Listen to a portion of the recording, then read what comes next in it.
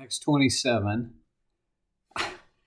The northeaster, the huge storm, 14 days of absolute gut-wrenching anxiety and tension for sailors who were accustomed to the violence of the sea.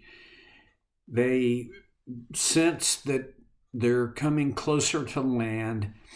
By taking sounds, they see how it's getting shallow. They cut the anchors off and leave them in the sea. I talked last time. That's a big deal, not just a pretty big deal. The ship hits a sandbar. The waves are so violent and so powerful, it breaks the ship. It doesn't just make it hard. It gets stuck, and then the waves pound against it until it separates.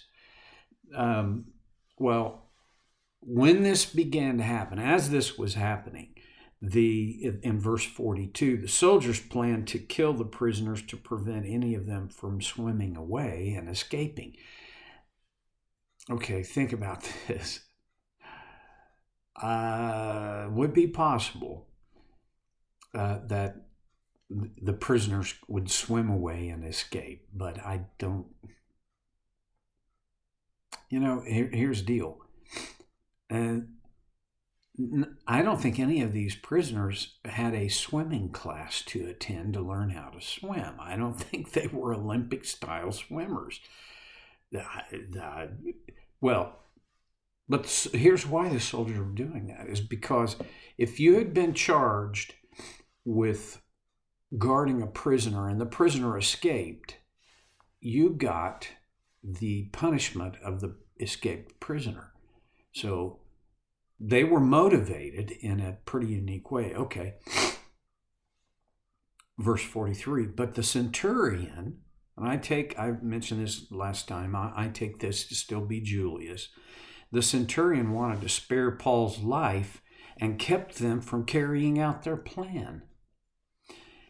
He ordered those who could swim to jump overboard first and get to land. Not everybody could swim. Verse 44, the rest were to get there on planks or on other pieces of the ship because it had fractured. In this way, everyone reached land safely. This prediction of Paul, this prophecy, fulfilled. And now, chapter 28. Once safely on shore, we found out that the island was called Malta. The islanders showed us unusual kindness. They built a fire and welcomed us all because it was raining and cold.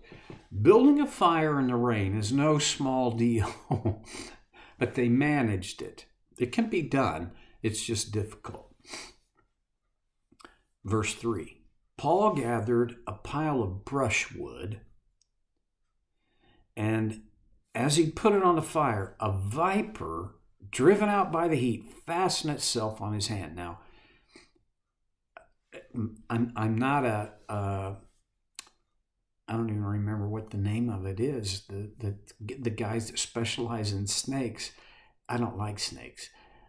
So I don't know the biggest distinction between just a snake and a viper, but I think it's a viper is a poisonous snake. It fastened itself on Paul's hand. How did it do that? Well, it sank its fangs into him. Verse 4, when the islanders saw the snake hanging from his hand, they said to each other, this man must be a murderer, for though he escaped from the sea, the goddess Justice has not allowed him to live. Well, of course they would have thought that. These people of Malta were polytheist, meaning they had many gods. They were Romans in the sense that they had local gods and goddesses, and then the broader gods and goddesses, and Justice was one of the gods. Their view was he escaped the sea, but justice is going to take his life because he must have done something horrible. Verse 5, but Paul shook the snake off into the fire and suffered no ill effects. Well, the people expected him to swell up or suddenly fall dead, but after waiting a long time and seeing nothing unusual happen to them, they changed their minds and said he was a god.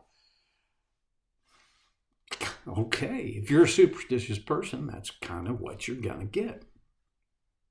Verse 7. Let's back up. I don't think Paul was ignorant of snakes and vipers. It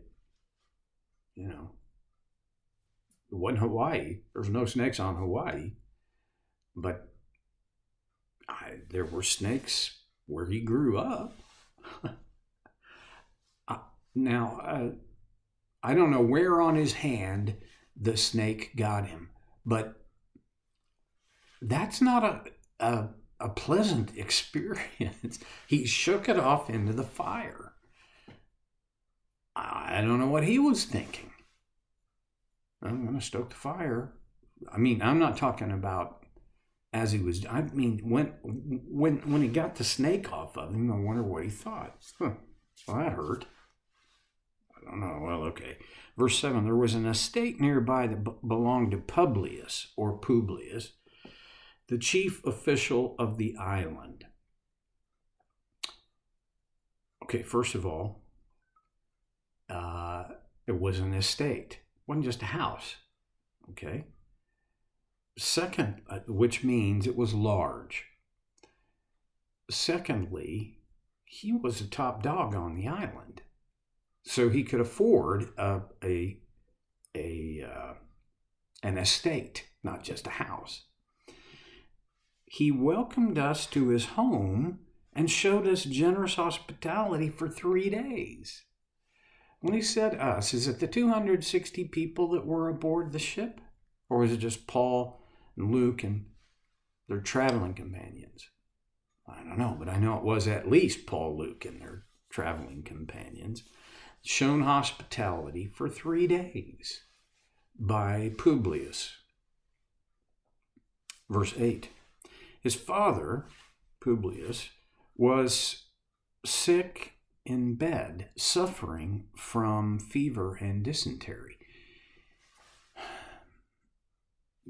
I've never had dysentery, but I've had a virus that gave me diarrhea. Excuse me for being crude.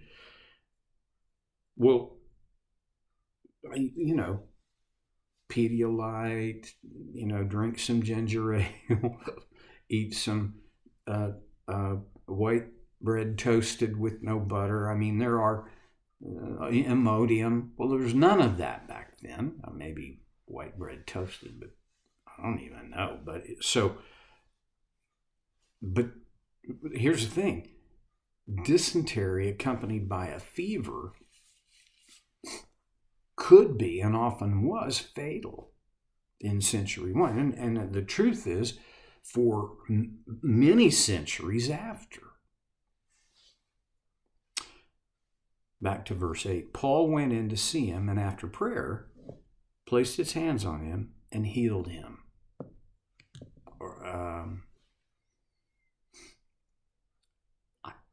This intrigues me.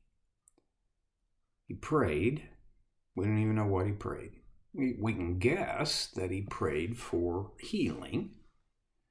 But the healing didn't happen until he placed his hands on him.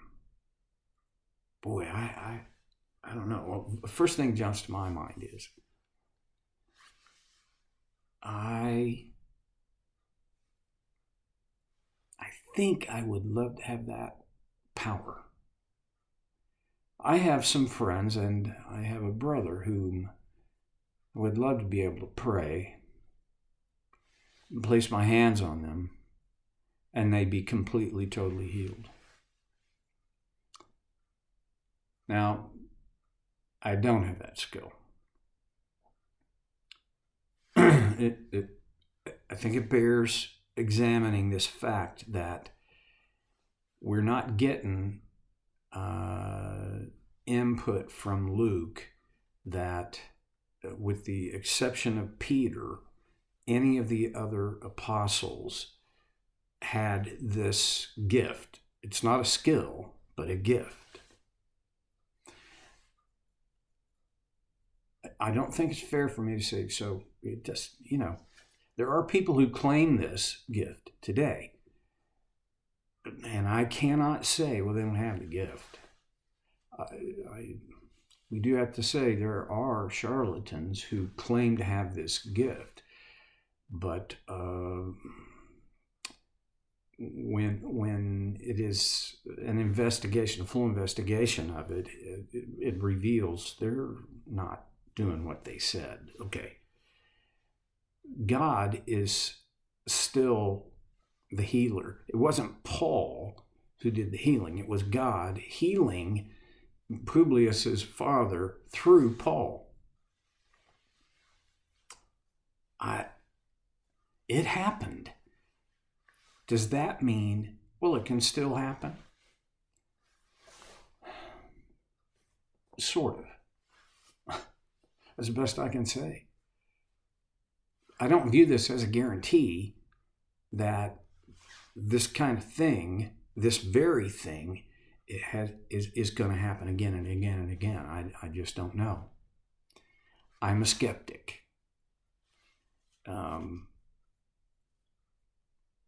Well, move on, Steve. You're making too much of it. Verse 9. When this had happened, the rest of the sick on the island came and were cured. It wasn't an isolated example. This was, Paul had been given by God this ability, this gift. And I don't know, it says the rest of the sick on the island. I don't know what that means. Every single sick person on the island was healed.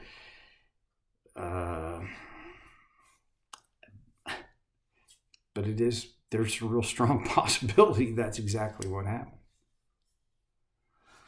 Verse 10, they honored us in many ways, and when we were ready to sail, they furnished us with the supplies we needed. These were grateful people. Of course. Verse 11. Get a little bit of a time frame here. After 3 months, we put out to sea in a ship that had wintered in the island. It was an Alexandrian ship with a figurehead of the twin gods Castor and Pollux. 3 months on Malta. And for those 3 months, it's, I believe, safe for us to assume all their needs were met. These grateful people who honored them, if you were associated with Paul, you got the splash over of their honor of Paul. 3 months. But after 3 months, and think about, on the timing, they'd been shipwrecked in the winter. 3 months later, that would be springtime, and it's conceivable that it wasn't the beginning of spring, but it was further into spring. 3 months later, it was a safe and good time to put out to sea, and so they did. On another Alexandrian ship, but this one had the figurehead of the twin gods, Castor and Pollux. In my opinion, there's no big significance to Castor and Pollux. This was just a statement of, if you want to identify the ship. And by the way, I want you to be able to verify what I'm writing, Theophilus, Luke would say. Verse 12, we put in at Syracuse and stayed there 3 days. Again, he's verifying the journey. From there, we set sail and arrived at Rhegium. The next day, the south wind came up, and on the following day, we reached Puteoli. These names, place names, they're not English. verse 14, there we found some brothers and sisters who invited us to spend a week with them. And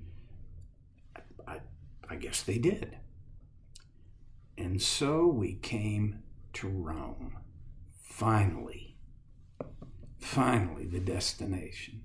We'll pick it up there next time on So Care with Stevie Boy.